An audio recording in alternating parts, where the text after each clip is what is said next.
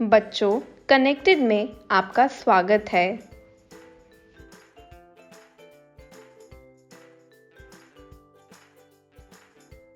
बच्चों, आज हम पढ़ेंगे पाठ भारत, आकार और स्थिति।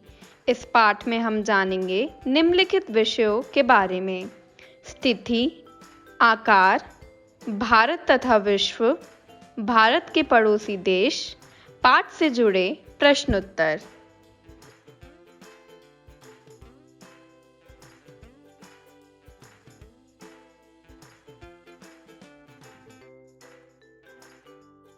भारत विश्व की प्राचीनतम संस्कृतियों में से एक है। पिछले 5 दशकों में भारत ने सामाजिक और आर्थिक रूप से बहुमुखी उन्नति की है।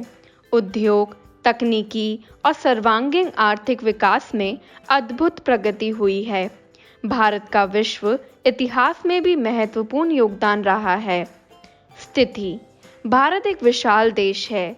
ये उत्तरी गोलार्ध में स्थित है और इसका मुख्य भाग 8 डिग्री 4 उत्तर से 37 डिग्री 6 उत्तर अक्षांश तथा 68 डिग्री 7 पूर्व से 97 डिग्री 27 पूर्वी देशांतर तक है।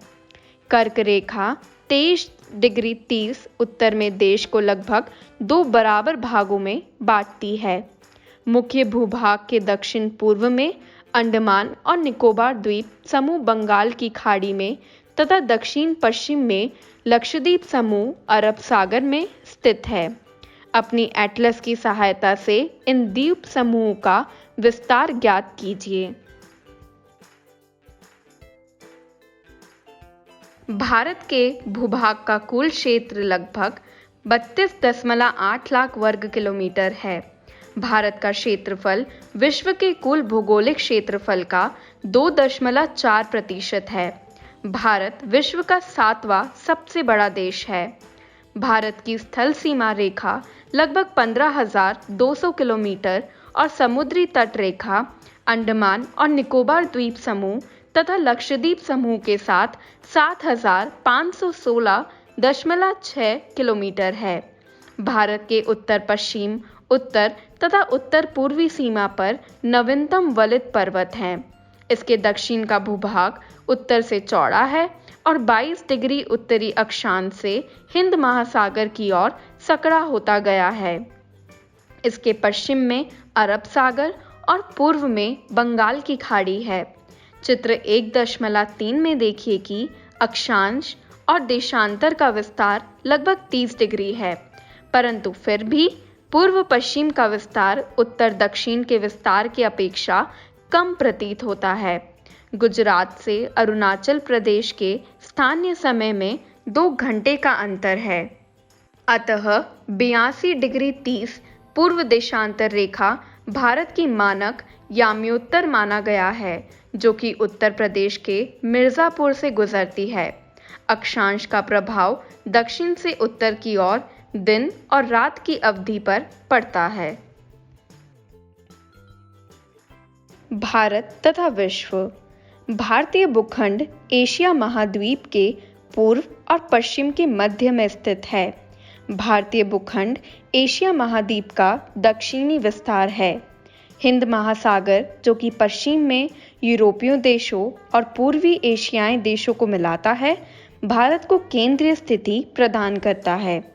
देखिए, दक्षिण का पठार हिंद महासागर में शीर्षवत फैला हुआ है और पश्चिम एशिया, यूरोप, अफ्रीका के देशों के साथ साथ पूर्वी एशिया के देशों से भी पूर्वी तट के माध्यम से निकटतम संबंध बनाए हुए है। हिंद महासागर में किसी भी देश की तटीय सीमा भारत जैसी नहीं है। भारत की इसी महत्वपूर्ण स्थिति के कारण एक महासागर का नाम इसके नाम पर रखा गया है। भारत का विश्व के देशों के साथ संबंध युगों पुराना है, परंतु ये संबंध समुद्री जल मार्गों के बजाय भूभागों से होकर था। उत्तरी पर्वतों के दर्रों से अनेक यात्री प्राचीन काल में भारत आए, जबकि समुद्री मार्ग बहुत समय तक ज्ञात नहीं थे। इन मार्गों में प्राचीन समय से विचारों और वस्तुओं का आदान प्रदान होता रहा है।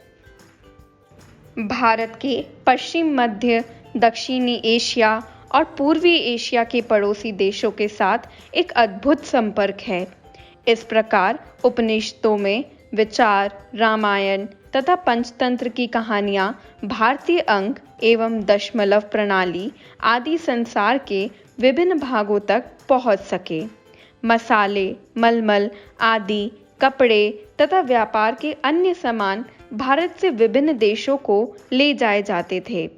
इसके विपरीत यूनानी स्थापत्य कला तथा पश्चिमी एशिया की वास्तुकला के प्रतीक मीनारों तथा गुंबदों का प्रभाव हमारे देश के विभिन्न भागों में देखा गया।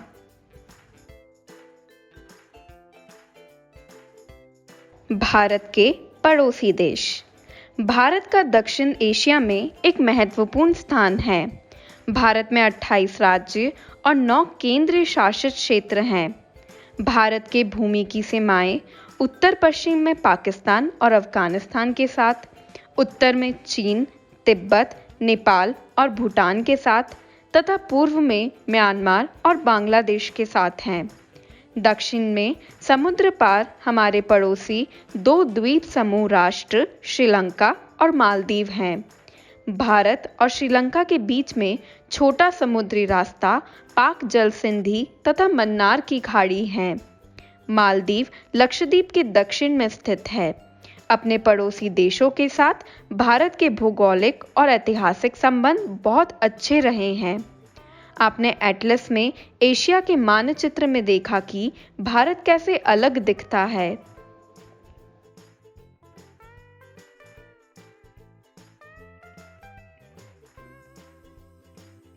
पाठ से जुड़े प्रश्न।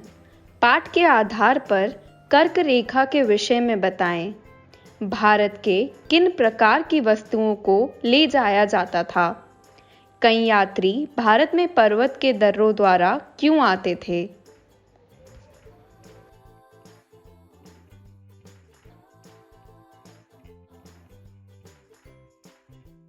प्रश्नों के उत्तर। कर्क रेखा 23 डिग्री 30 उत्तर में देश को लगभग 2 बराबर भागों में बांटता है। भारत से मसाले, मलमल के कपड़े और अन्य कपड़े तथा व्यापार के कई और सामान ले जाया जाता था। कई यात्री भारत में पर्वत के दर्रों द्वारा इसलिए आते थे क्योंकि उस समय जलमार्ग ज्ञात नहीं था।